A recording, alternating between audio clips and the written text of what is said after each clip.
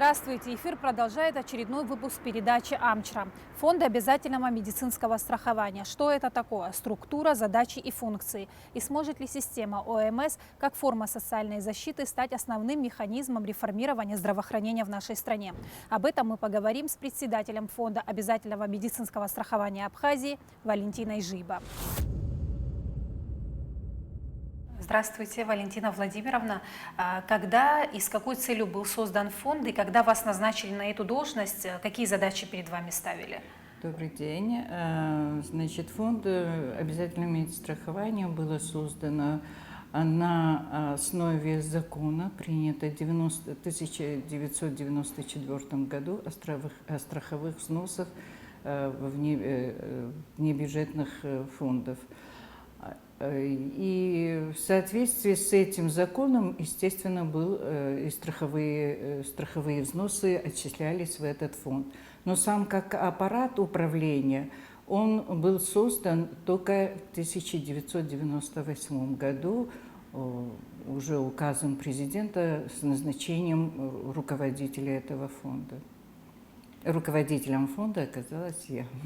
На сегодняшний день какие задачи решает Фонд обязательного медицинского страхования, основные направления деятельности фонда? Фонд обязательного страхования – это основная ее задача, это аккумулирование финансовых средств, которые отчисляются в этот фонд, и распределение ее по принятым бюджетным сметам. В принципе, этот фонд совершенно новый фонд.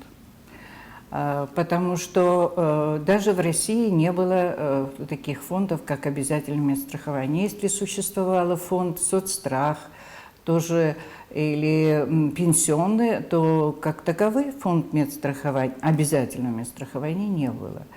И так как в России это был уже принят такой, и в Абхазии, естественно, принятие такого конституционного закона, когда было принято и дальше ее структуры, было такое принятие этого закона о страховых взносах. И, естественно, был включен и обязательное медицинское страхование. Честно говоря, до 1998 года эти средства, которые отчислялись, они попадали в Минфин, Министерство здравоохранения, но аппарата управления не было создано. И когда уже президент наш первый, Владислав Григорьевич, принял такое решение, что уже возникла необходимость создания аппарата управления. Был аппарат управления, чтобы создать, надо назначить обязательно руководителя. И счастливой стала я с назначением этой должности. Хотя, честно вам сказать, я не знала, что это такое.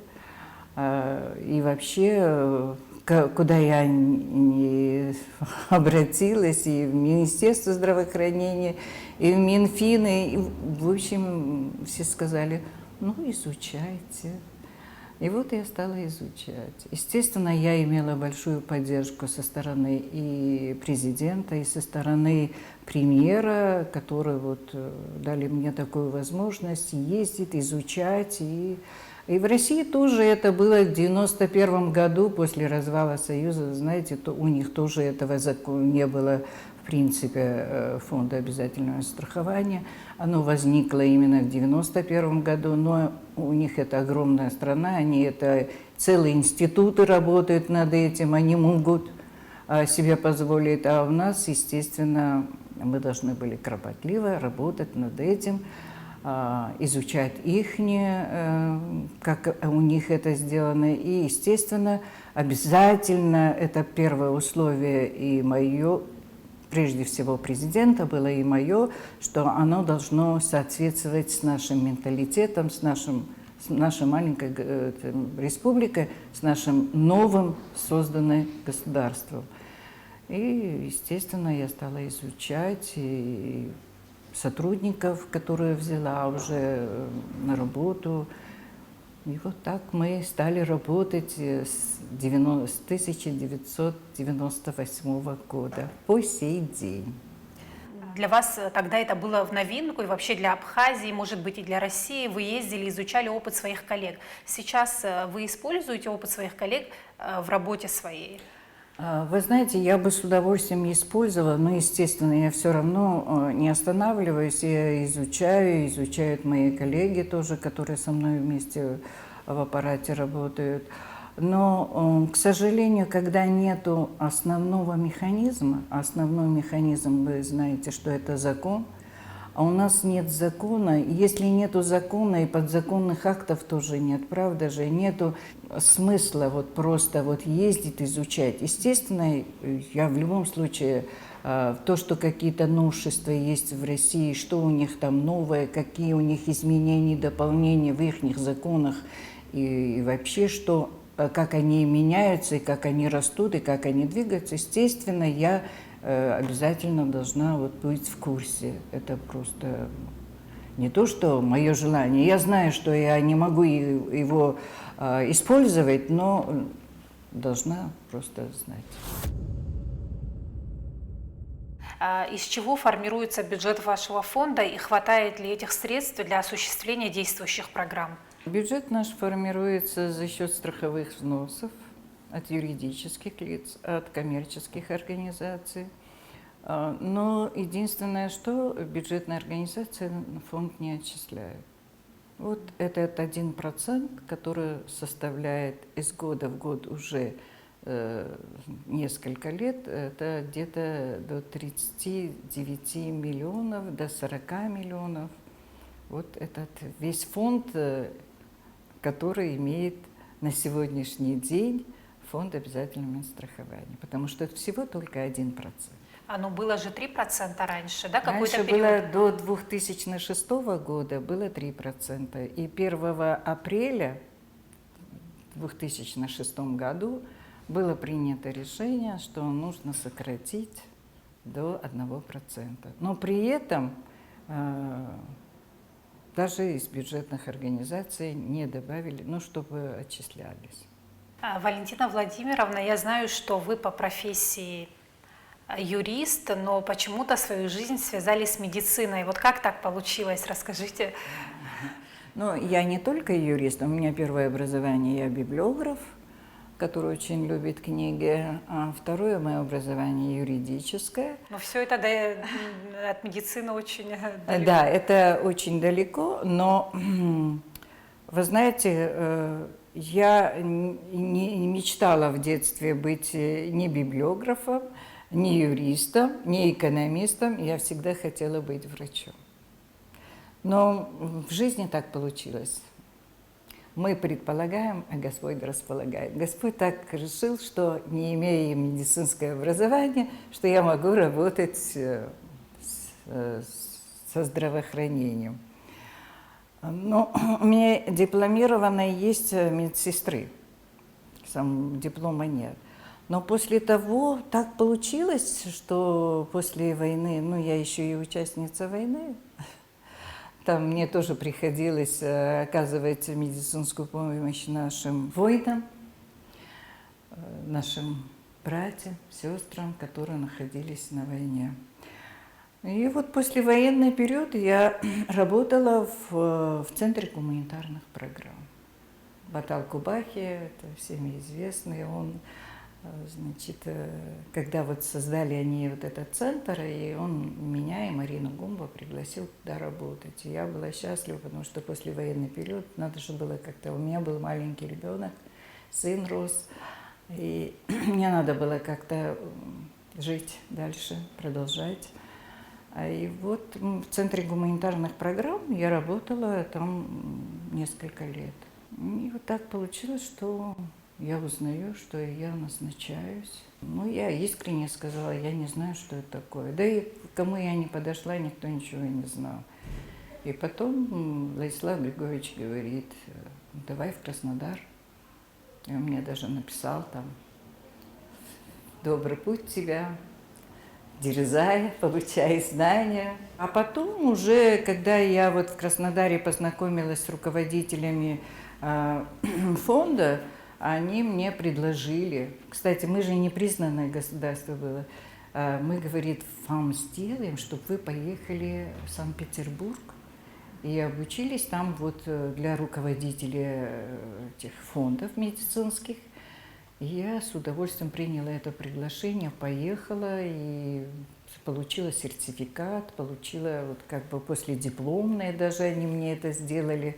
Очень тепло принимали, очень много всего вот обучала. И до сих пор поддерживаю связи с этими фондами.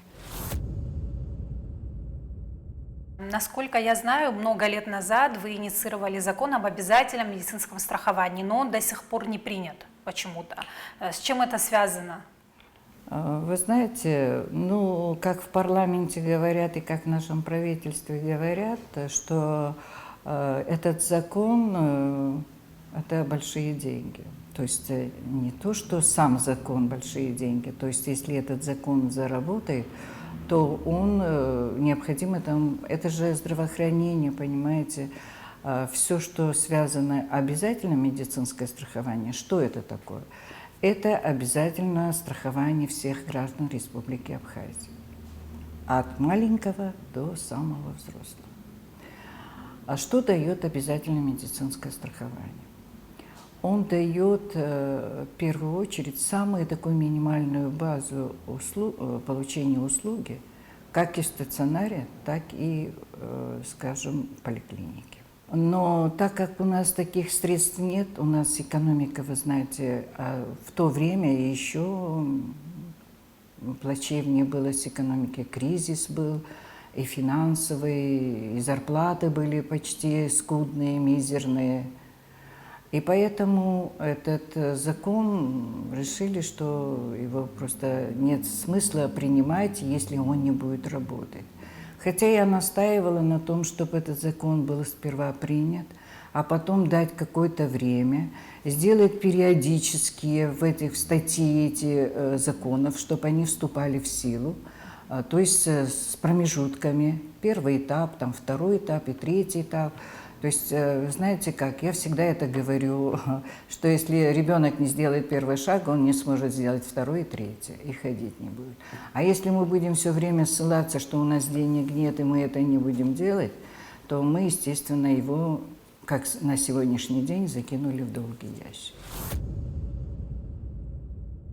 Ваш фонд именуется как фонд обязательного медицинского страхования, но у нас в стране пока нет такой практики ни обязательного страхования, ни добровольного. Вы знаете, он изначально так назывался – фонд обязательного страхования. Это было рассчитано на то, чтобы мы могли создать такой фонд обязательного страхования, потому что это же для всех граждан Республики Абхазия.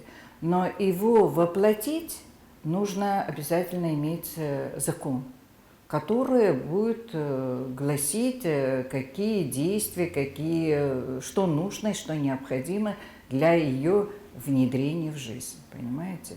Но так как нету закона сегодня у нас, мы не можем говорить об обязательном медицинском страховании. И поэтому пришлось, до принятия этого закона, пришлось пойти таким путем.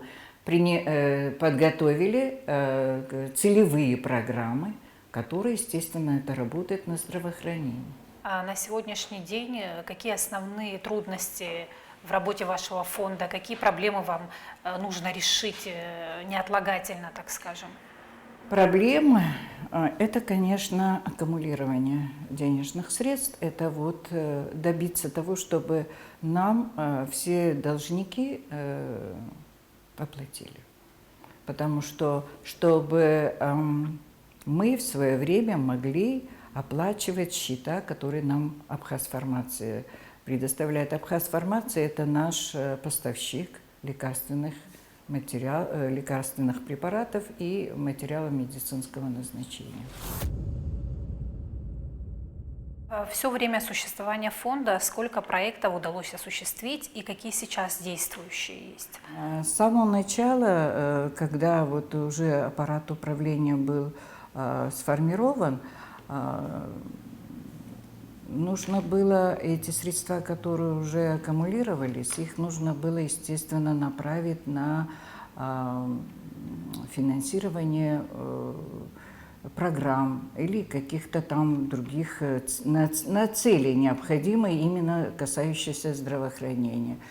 Первое у нас такое было, решили, что некоторым гражданам материальная помощь, ну, особенно инвалидам, даже послевоенный же период был, инвалидам войны, а потом детям,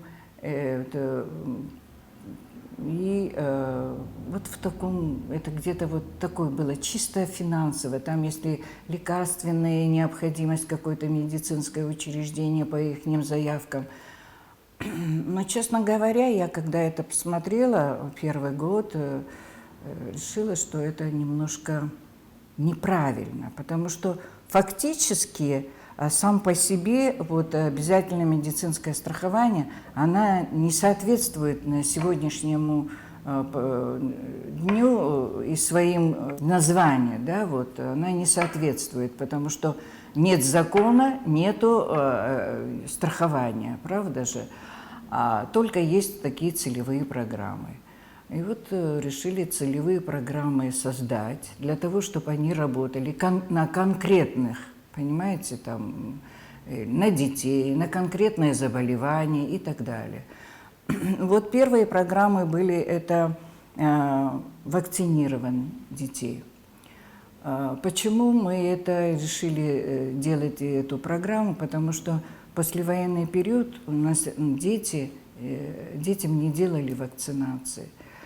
И когда вот уже как бы период, вот, понимаете, лет 5, вот вакцинации детям не делали. А оно сказывалось потом на дальнейшем наших девочек молоденьких и парней, потому что там обязательно нужно было паротит делать, нужно было краснуху делать. Таких средств в бюджете не было, а фонд имел такую возможность. И вот такую инициативу проявили вместе с Министерством здравоохранения, и мы начали закупать вот эти вакцины, и по школам стали вот делать вакцины. И, кстати, это очень... Хотя международная организация здесь... Она начала помогать по вакцинации БЦЖ, туберкулезной. Но они в закрытой форме, в открытой форме. А нам нужно было детей вакцинировать и ревакцинацию делать, то есть БЦЖ и так далее. Вот такие программы начали. Потом у нас стали выявляться дети с сахарным диабетом. Вот мы такую программу сделали. Затем мы сделали программу с 0 до года детей обеспечивали лекарственными препаратами, которые нуждались, если у них выявлялись те или иные какие-то заболевания. Потому что не каждый родитель в то время мог себе позволить и детей. А когда нет лекарства, вы знаете же, можно усугубить здоровье ребеночка. Так что потом с ДЦП, дети, которые выявлялись ДЦП, чтобы они не усугублялись, мы тоже для них приобретали лекарства. Потом были такая была программа по глазному. Ну, это тоже 1 год был. Глазное отделение, мы выделяли средства для того, чтобы они приобретали необходимые там препараты для, значит, оказания помощи. Вот, в основном в глазную же обращались это или для детей, дети, или пожилые люди. Ну, сейчас есть 2 действующие программы, насколько я знаю. Да, у нас было 13 программ, и плюс, это чисто медицинские, и плюс было, мы отправляли, финансировали те наши студенты, которые учились за пределы Абхазии, естественно, мединституты были там, ординатуру ихнюю. А потом была такая программа, потому что наши врачи, они варились в своем соку, понимаете? И хотелось бы, чтобы они получали какой-то более такой послевоенный период, более такое образование или какие-то новшества. И вот мы сделали для них тоже вот такую программу, и они, кто мог выезжать, светлая память главврачу Гагринской больницы Валентина Николаевна Ачба была такая, Чачба, и она, значит, организовалась благодаря своих друзей, вот эти врачи из институтов приезжали, и они читали здесь лекции и выдавали сертификаты нашим. Вот такую программу сделали, это тоже было необходимо. Потом была такая программа, которая оборудование нужно было. В послевоенный период у нас, знаете, как было очень плохо с оборудованием. Почти не было УЗИ, представьте себе. Вот УЗИ нужно было, для детских больниц, отделений нужно было кювезы. Ну, там очень много всего, я сейчас не помню, потому что было несколько лет, да, ну, лет 10-15, может быть, более. Это была программа, которая вот, это вот фактически все свои действия я, естественно, обговаривала и с Министерством здравоохранения, и с премьером, и с президентом тоже обязательно. То есть все необходимое, которое по мере вот возможности мы это делали.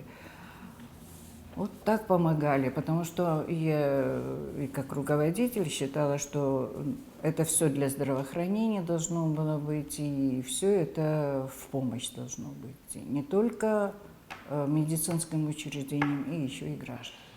Но сейчас действующие программы – это обеспечение лекарствами, химиопрепаратами онкобольных и по родовспоможению, да, обеспечение медикаментами, да? Да, не только медикаментами, материалами медицинского назначения. А вот первая программа, такая самая большая, это была в 2001 году, это по родовспоможению, и она была такая, знаете, написанная, честно вам скажу, подготовительная работа шла там полгода. А многие заводделения родильных, они немножко не соглашались, я не знаю почему, по какой причине, что это невозможно, что это вот как-то это не получится. Я настаивала и сама свое видение на это написала такую справку, отправила в кабинет министров, потом отправила президенту. Президент прочел и сказал, что добро, давай, начинай это делать. И премьер тоже согласился. А почему именно эти направления вы решили взять? Вы знаете, они были узкопрофильные. Не то, что узкое, это вот отделение есть.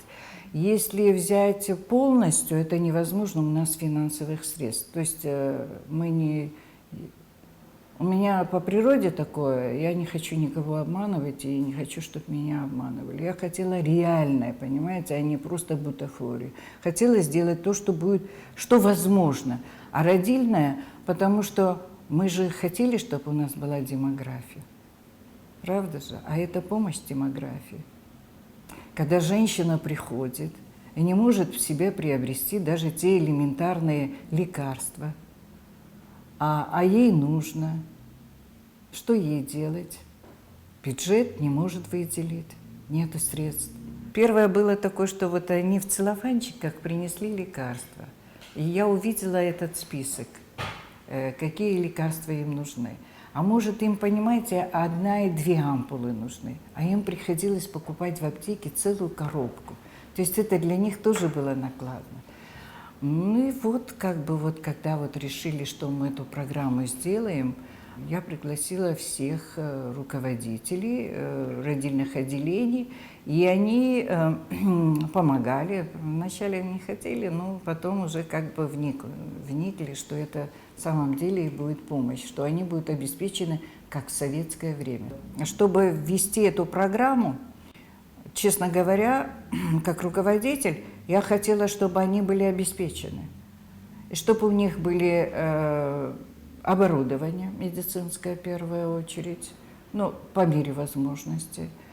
И они все хором, мне руководители говорят, нам УЗИ, ну вот чтобы мы могли видеть, чтобы мы могли обследовать женщину. Хорошо, УЗИ будет портативное. На такие стационарные мне немножко сложно, в смысле не то, что фонду сложно, столько денег нет. Вот и портативные кювезы, лампы там бактериоцидные, знаете, там много там всяких вот инструментарий и все прочее. И мы вот все это подготовили лекарства необходимые, вот только потом мы начали работать. Сможет ли система обязательного медицинского страхования как форма социальной защиты стать механизмом развития здравоохранения в нашей стране? Обязательно, обязательно. Потому что если у нас будет страховая медицина, и здесь будет, понимаете, страховая бюджетная, здесь, естественно, уже будет спрос другой. Здесь не будет такого медицинского учреждения, как хочет, так и деятельность. Здесь будут и договора заключены. Здесь очень много нюансов юридических, которые вот не дадут им просто так вот пришел хирург, операцию сделал и пошел. То есть он за каждую своего должен отчитываться, там и реестры есть, и так все. У меня сейчас, например, в онкологии есть реестры. Вот любого вы мне фамилию скажете, я вам скажу, когда он был, когда он получил, кто получил, когда ему было отказано. То есть у меня вот такой вот, как говорится, контроль. По мере возможности, как я могу, так и контролирую. Сейчас перед вами, перед вашей организацией есть долги? Перед фондом есть, естественно, долги. Это и немалые долги, это организации и учреждений. Это составляет где-то до 17 миллионов. Это которые нам должны. Ну, многие мы выставляем в арбитражном суде, подаем на них, и вот стараемся, вот это все юридическое, к этому еще не хотелось бы, как говорится, вот такие распи, но приходится. В налоговой мы тесно работаем с налоговой организацией. Налоговая организация тоже выставляет им на инкассу этих и старается тоже нам помочь для того, чтобы фонд наш пополнялся теми долгами, которые должны. Задолженности у нас просроченных немало. Но при этом эти задолженности, если это 17 миллионов, естественно, это шлейфом идет с 1994 года. Там есть организации, которых уже нету, но они почему-то в реестре, наверное, есть уже, я не знаю. Но эти долги я не имею права как руководитель, скажем, списывать, но они вот Висят, так, да, висят, да. И вот реальные цифры я беру это до 5 миллионов, до 6 миллионов, которые вот я предусматриваю в бюджете. И вот из них, если стараемся, чтобы получили, но не всегда получается до 3-4, ну, 100% только в этом году, ну, в смысле, вот в прошлом году было. А так вот такие небольшие средства, но из этих средств мы стараемся, на содержание аппарата очень мало. Мы просто, даже мне говорят, что я коммунистка. Что вот кроме зарплаты, и там вот ничего не позволяем мы на содержание аппарата. А вот остальные все средства, это идет на программу родовспоможения. В родовспоможение входит еще обследование беременных женщин по ВИЧ и гепатиту. Вот. Это вот где-то до 10 миллионов. И 30 миллионов у нас получается вторая программа по онкологическим больным на обеспечение их химиопрепаратами. Вот весь наш расклад. У меня в семье есть онкобольной, и мы часто сталкиваемся с тем, что когда мы должны уже получить химиопрепарат, лекарства поступают не вовремя, и приходится ждать. Мы сами покупаем, когда не получаем лекарства, но некоторым не под силу даже недорогие медикаменты приобретать. Почему так происходит? В 2004 году было принято решение тоже вот еще одну такую программу. А эта программа одна из недешевых, одна из самых дорогих, в смысле в фонде, оказание онкобольным химиопрепаратами. Мы не взяли там операционные, мы не взяли там просто сопутствующие препараты. Мы именно взяли вот, потому что самое тяжелое это, и дорогостоящее – это химиопрепараты. Химиопрепараты есть категория дешевая, это первая линия, есть категория более дороже, это вторая линия, есть самые дорогие, это третья линия.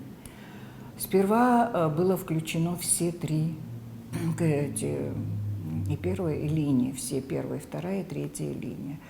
Но так как в онкоцентр наше обращение было не такое большое количество, вначале в онкоцентре, когда вот мы программу вели, было где-то 20-25, которые становились на учет. Ну, понимаете, для такого количества, конечно, можно было себе позволить там.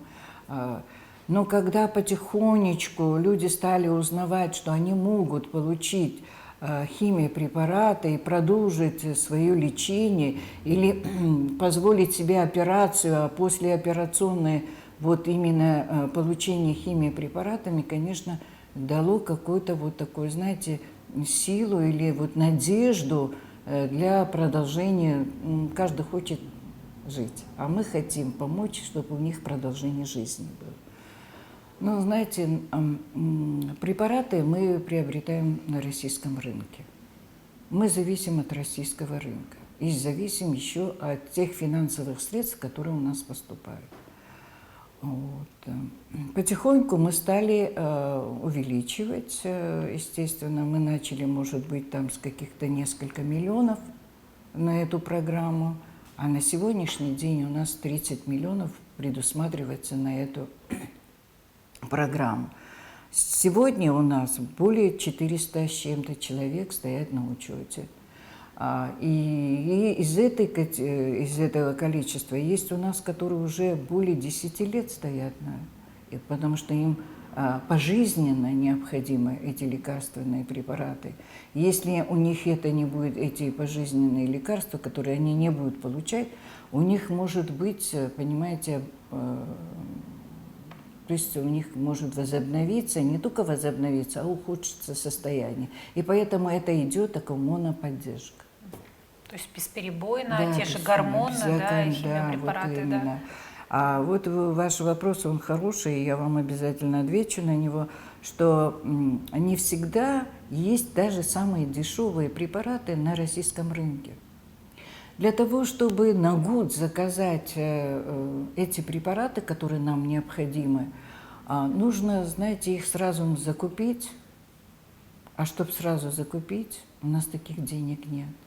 У нас есть, мы сегодня финансируем за счет того, что ежемесячно мы получаем, какие деньги поступают. Очень многие организации имеют долги перед фондом. И у них бывают и объективные, и субъективные причины. И вот в связи с этим у нас, конечно, бывают перебои. Там есть вот такая причина, что не всегда на рынке есть. Иногда бывает, что, ну даже честно вам сказать, даже на это я не смотрю как руководитель. Я стараюсь в Абхазфармации заказывать в долг. Иногда у меня бывает и 5 миллионов долг перед Абхазфармацией, и 8. Иногда мне даже делают замечания, почему ты в долг. А мне, понимаете, как человек, это человеческий фактор. Если они будут прерывать свое лечение, то есть все, что они делали, какое они получали это лечение, то есть оно может быть обнулевано. Но не хочется, а хочется. Были такие препараты, которые стоили 100 тысяч, 150 тысяч. Это была третья линия. Потом я поставила перед кабинетом министра вопрос, что просто мы не усилим. Я как руководитель взяла такую ответственность на себя и сняла, что пусть это уже как-то бюджет, Минздрав занимается этим, чтобы они им помогали, потому что это может быть 10 человек, может 15 человек, но это они забирали весь бюджет, который предусматривался, понимаете? Потому что ему 6 курсов надо представьте себе 2-3 миллиона только на одного человека. И традиционно в конце передачи мы говорим о планах на ближайшую перспективу, к которым мы могли бы вернуться через какое-то время. Планы. Вообще я уже не люблю планы строить. Вот 3 основных плана. Расскажите о них. Я хочу, чтобы все-таки у нас экономика развивалась. Хочу, чтобы у нас здравоохранение поднялось на какой-то уровень, чтобы мы за каждое маленькое какое-то вот заболевание, болезнь, мы за пределы или в ту сторону, или в эту сторону не бегали, чтобы у нас все-таки был закон принят о медицинском страховании, чтобы у нас страховой полис работал, и был он для нас абхазский, который возьмешь. У нас есть сахарожание, мы его разработали. Очень хороший, интересный был страховой полис, который вот именно на абхазском языке он прочтет там и вот знает, что нужно делать, как обращаться.